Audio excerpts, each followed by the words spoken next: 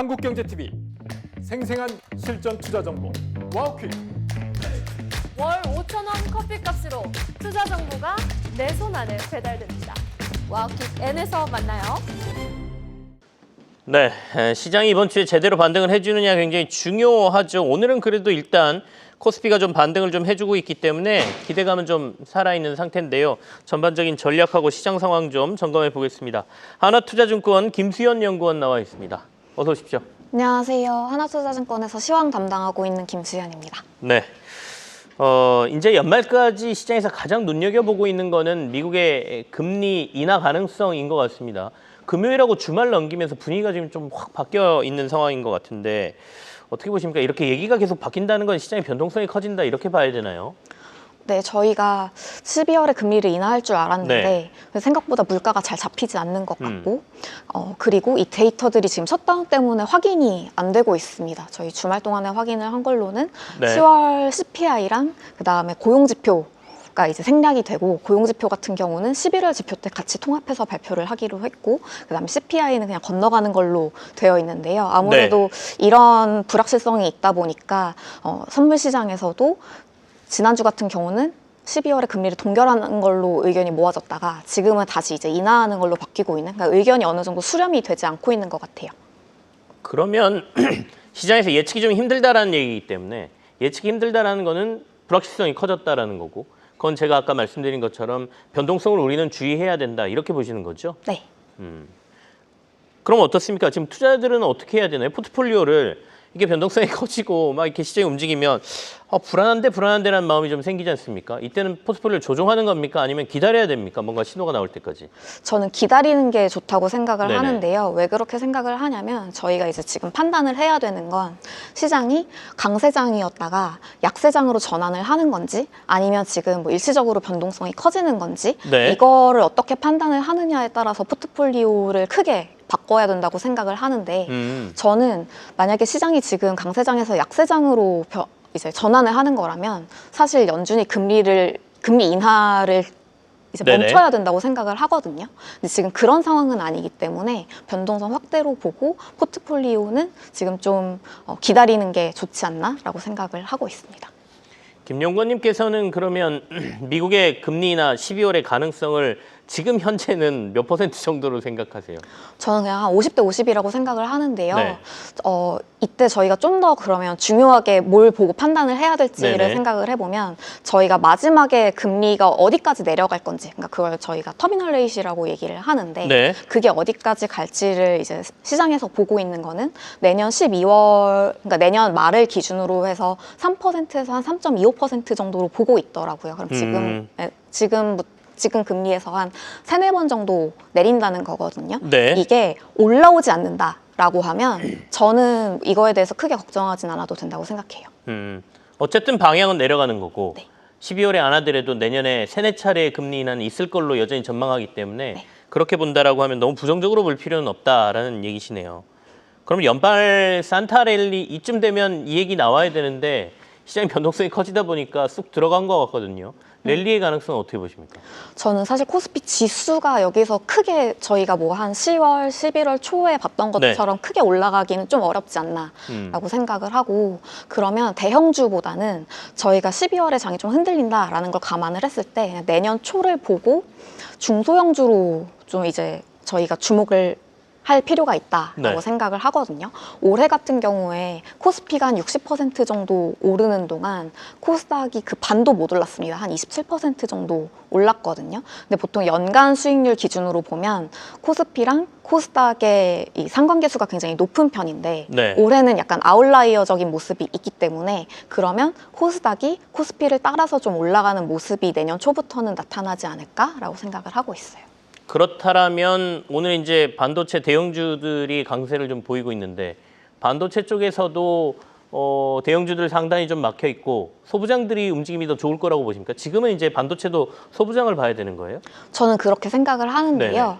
일단 사실 삼성전자가 최근 몇 년 동안에 캐펙스를 별로 늘린 게 없습니다.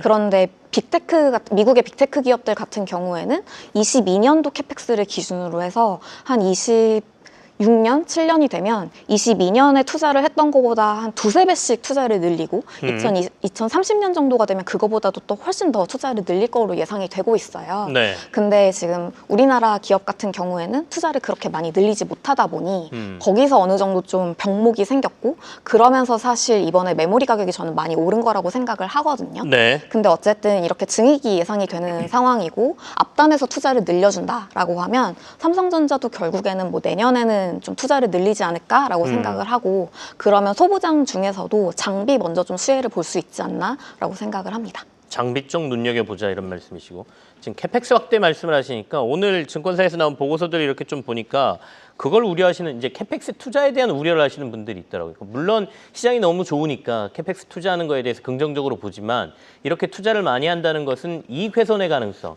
그다음에 디램 생산 가격이라든지 뭐 이런 가격이 올라가는 거에 대한 뭐랄까요, 두려움 뭐 이런 것들에 대해서 우려를 하시는 분들이 있던데 그 의견은 어떻게 보세요?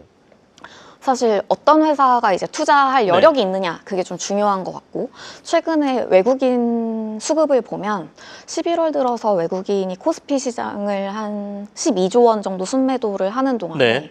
삼성전자보다는 SK 하이닉스를 훨씬 더 많이 팔았거든요. 삼성전자는 한 2조 원 정도 순매도를 했고 SK 하이닉스는 한 8조 9조 원 정도를 순매도를 했는데 네. 이 얘기는 어떻게 보면 삼성전자가 투자를 늘린다고 했을 때 그러면 여기서 이제 피해를 보게 되는 거는 사실 삼성전자가 아니라 다른 회사일 수도 있다는 거죠. 그래서 외국인이 이거를 가지고 좀 약간 롱숏 플레이를 하는 거 아닌가라고 생각을 합니다.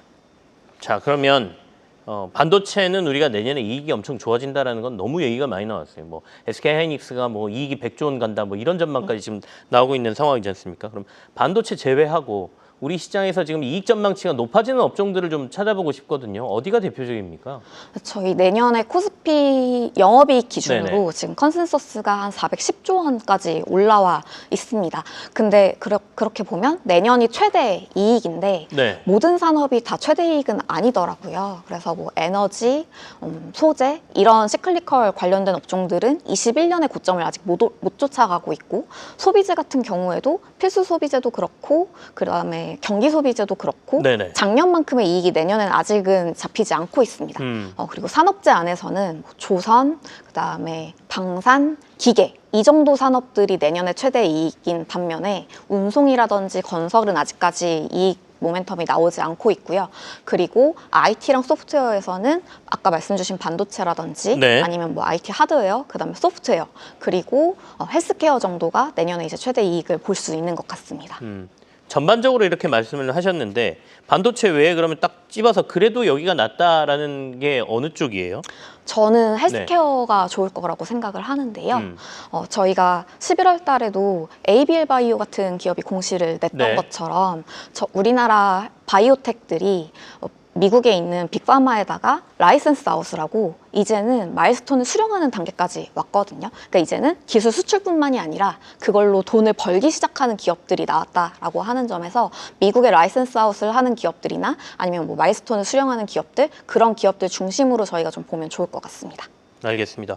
어쨌든 올해 코스피 이익 컨센서스가 295조 원이었는데 내년 2026년이 지금 410조 원이에요. 그럼 100조 원 이상 이제 기업들의 이익이 는다는 건데 그 중에 이제 대부분은 반도체에 해당이 되고 그 외에도 조선, 기계, 뭐 에너지 이쪽은 좀 괜찮다. 그리고 아까 그 투자의 관점에서 본다라고 하면 바이오 쪽, 헬스케어 이쪽 좀 눈여겨 보자 이런 말씀이시죠. 네. 최근에 시장의 변동성이 커진 건 아까 이제 외국인 매도세 잠깐 얘기를 해주셨는데 오늘은 조금 사주긴 하지만 외국인들이 최근에 급격히 팔았단 말이에요. 이거는 이제 그간 너무 많이 올랐으니까 차익 실현이냐 아니면 이제 진짜 팔고 한국 떠나는 거냐 이게 이제 관점이지 않습니까? 어떻게 보시고 외국인들이 다시 돌아오는 시점은 뭐가 확인돼야 본격적으로 시장에 좀 진입할 거라고 보세요? 일단 저희가 11월 3일에 코스피가 4,221포인트 종가 기준으로 올랐는데 네. 그게 사실 원달러 환율이 너무 올랐기 때문에 그러니까 원화가 약세였기 때문에 2021년에 3,300을 갔을 때 네. 그때 고점이랑 사실 이번 4,220이 비슷한 수준이거든요. 달러 기준으로 보면. 그래서 한 4,000 정도 됐을 때 그러니까 고점에서 한 5% 정도 좀 못 미쳤을 때 그때부터 외국인들이 차익 실현에 나섰던 것 같아요. 그러니까 사실 많이 올랐으니까 좀 팔만 하잖아요. 네네. 그런 거라고 보고 있고 여기서 뭐 저희가 네. 코스피가 좀 더 오를 거라고 보는 유인, 그러니까 장기적으로 그래도 여기서 이제 변동성이 커지지 않고 장기적으로 우상향할 단서가 생긴다라고 하면 저는 외국인이 들어올 거라고 생각을 하거든요. 그 단서가 그거는- 그럼 뭡니까? 네, 그거는 네. 제가 생각했을 때는 사실 밸류업이라든지 그러니까 배당이나 아니면 자사주 매입처럼 결국에는 코스피에서 기업들이 돈을 가져가는 게 아니라 주주들한테 돈을 환원을 해주는 시장이다라는 게 확인이 되면 외국인 수급도 이렇게 단기적으로 움직이지 않고 좀 장기적으로 들어올 수 있지 않나라고 생각하고 있습니다. 그러면 정부 정책 부분이네요. 그러니까 이른바 상법 개정 3차 네. 지금 자사주 의무 소각 얘기 나오고 있고 배당 소득 분리 과세 이거 빨리 돼야 외국인들이 또 그거 보고 한 단계 더 우리 시장에 진입하지 않을까라는 얘기를 좀 해주셨습니다. 환율 얘기를 좀 해주셨잖아요. 환율 계산해 보면 사실은 지금 지수가 우리가 보는 거랑 외국인이 보는 거랑 이 좀 다르다라는 말씀이신데 지금 1,470원대 원달러 환율이 움직이고 있단 말이죠. 이 수준의 고환율이 지속해서 유지될 걸로 보십니까? 이제 뉴노멀이다. 1,400원대 환율로 우리는 눈높이를 맞춰야 돼. 이렇게 말씀하시는 분들도 있거든요. 환율이 쉽게 떨어지진 않을 거라고 생각을 하는데요. 일단 우리나라 기준금리가 미국보다 낮은 상태가 계속해서 유지가 되고 있고, 네. 그리고 정부의 재정 지출도 계속해서 이제 늘고 있습니다. 올해 정부 재정 지출 증가율이 작년보다 한 7.1% 정도 늘어나는 걸로 되어 있고, 내년 목표치는 8.1% 늘어나는 걸로 잡혀 있으니까 이렇게 통화에서도 유동성이 늘고, 그리고 이제 재정 지출도 늘게 되면 M2가 결국은 늘어날 수밖에 없는 구조라고 생각을 하거든요. 네. 지금 우리나라 M2 증가율이 한 8% 정도 되고요. 미국의 M2 증가율이 한 4%대 정도 됩니다. 그러니까 이걸로 보더라도 원화 유동성이 워낙에 많이 늘어나고 있기 때문에 그러면 달러에 비해서 원화는 약할 수밖에 없는 모습이 조금 더 지속되지 않을까라고 생각하고 있습니다. 그럼 이런 고환율은 지속해서 유지가 될 건데 환율보다는 시장의 매력도를 높이려면 아까 말한 대로 정부 정책에 힘입은 이런 것들이 좀 나와줘야 외국인들은 이 상황에서도 들어올 거다 이런 말씀이시네요. 그럼 저희는 전략적으로 지금 어떻게 해야 되나요? 전략을 좀 말씀해 주십시오. 이제 저희가 12월을 앞두고 있는데 사실 12월에 장이 막 그렇게까지 좋았던 적은 많지 않았던 것 같아요. 12월에는 좀 조용히 지나가는 경향이 있는데 저희가 내년 초에는 사실 이렇게 유동성이 늘어나고 이익 모멘텀도 유지가 되고 있다라고 하면 한 10월, 11월에는 대형주를 중심으로 시장이 올랐는데 이게 중소형주로 충분히 매기가 퍼져나갈 수 있을 거라고 생각을 하거든요. 네. 그래서 앞으로는 좀 작은 종목들을 중심으로 대응을 하는 게 어떨까라고 말씀을 드리고 있습니다. 알겠습니다.